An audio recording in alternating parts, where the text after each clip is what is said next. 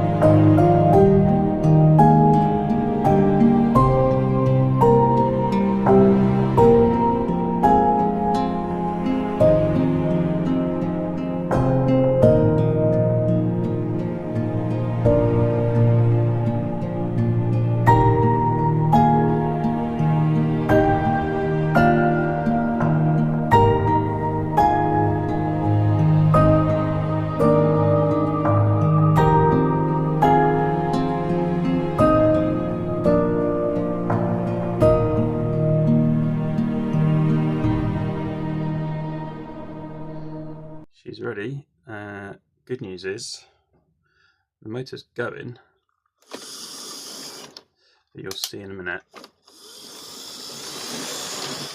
It's getting a bit caught up at the front, so you can see it's dragging that Loco quite a lot. So that's the next thing for me to look at, because if that's not running freely, clearly the actual motor's not going to be able to work very well. But the good news is it's moving, which is a downside better than what it was when I tried it before.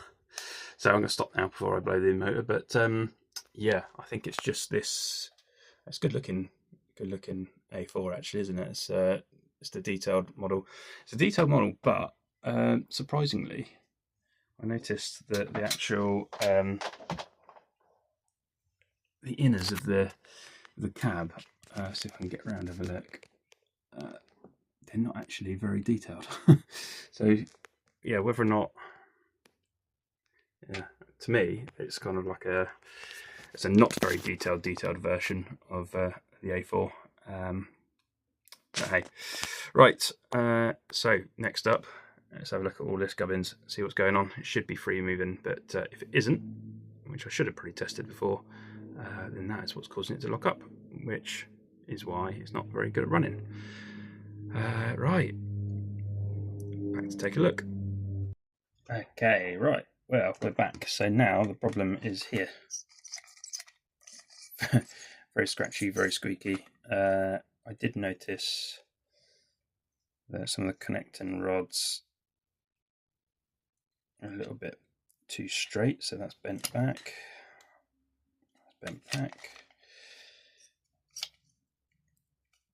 So there should be an angle.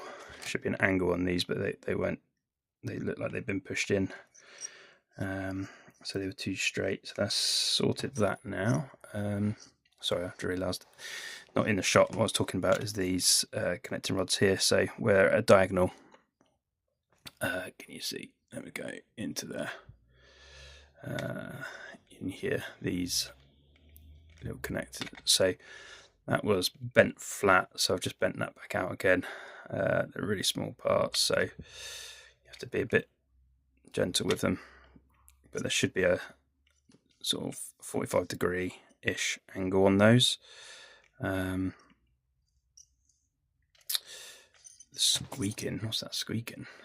Sounds like it's got some guinea pigs in there.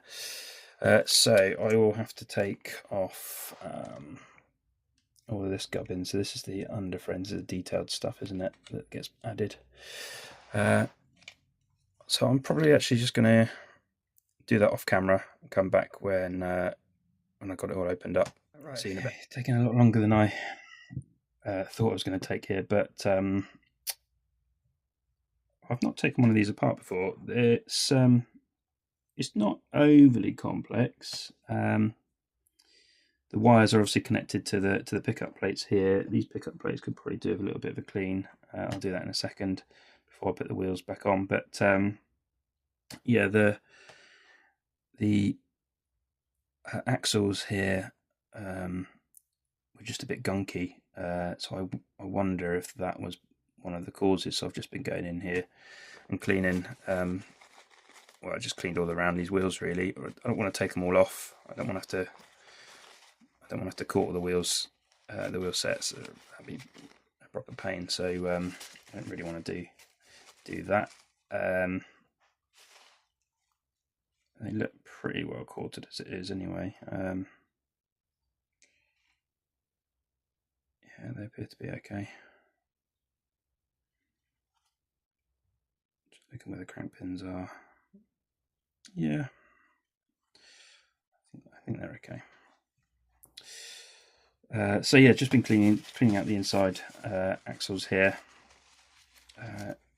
I'll put a dab of oil in. These have got kind of like a weird thing going on. This is very Bachmann-esque, where it's got like a little plastic grommet to connect the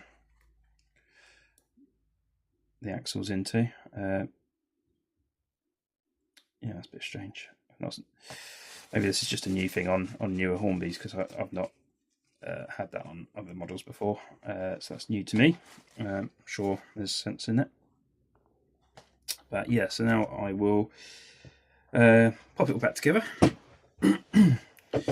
Hopefully in the right place.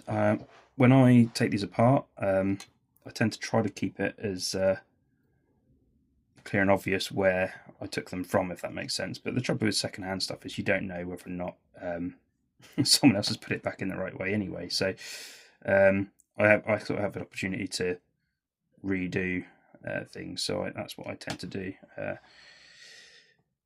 Yeah, I just need to put these back in together. I think I'll have to look at the.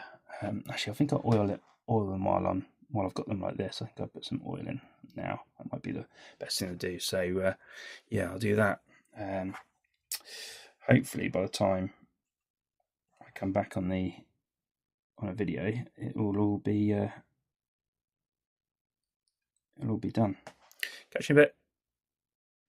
And just going to, I've put it all back together. It was not the easiest, but not the worst Hornby to put back together again, if I'm honest. It's just a bit fiddly. Right, there's me finished off. I think I've done all of those. Yeah. Everything's oiled, lubricated. I'm just going to use a bit of kitchen towel to take off any big bits, and then let's see. Oh, that's better. Nice and free. There's a bit of squeaking from somewhere around. Not sure where that is coming from.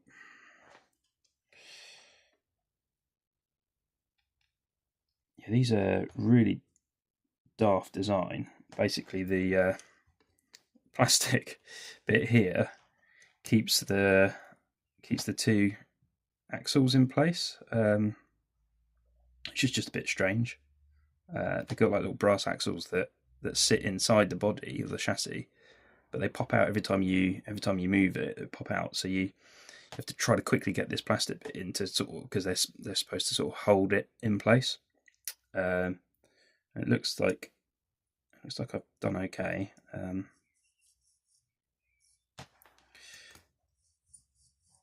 it's definitely squeaking somewhere, but I wonder if that's just the pickups, the metal pickups inside. So let's just check. So yeah, that one is going to that side.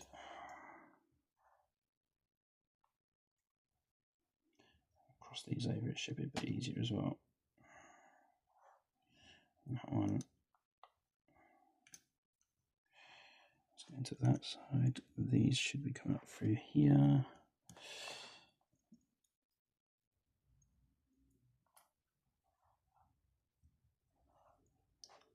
I need some of that black tack. I don't have any black tack, but I could do with some, because that's what needs to happen there, isn't it? That needs to be glued into place, I think. In there. What can I use? Whack that in before I forget. These are the weights to give it some weight. Have I got blue tack? If I've got blue tack, I can use blue tack. Yeah, there we go. Let's use, so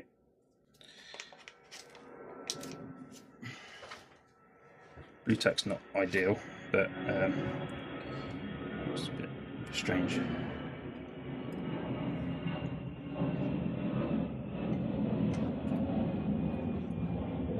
It's not sticky enough, is it? Come on, stick.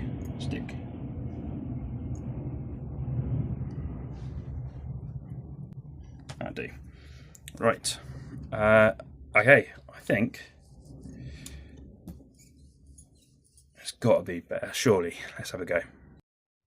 Okay, right, back. And onto the layout we go. Let's see if she runs. This is what it's all about. Come on. I'm really hoping this works.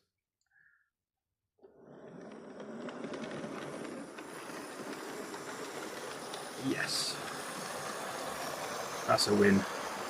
Let's get her running all the way around.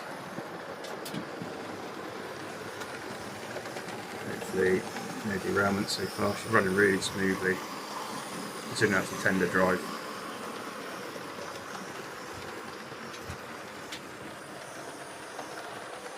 And she goes. Going through to Shelfington.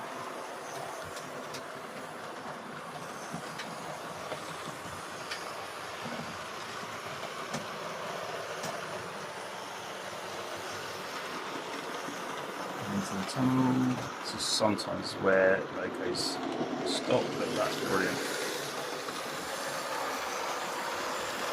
Yeah, I'm happy with that. Rescued. So in total that has cost me 50 quid, £55. Yeah, as the guy was generous enough to refund me for the fact it was actually a static model. So I think let's get a good shot down here. I love this shot.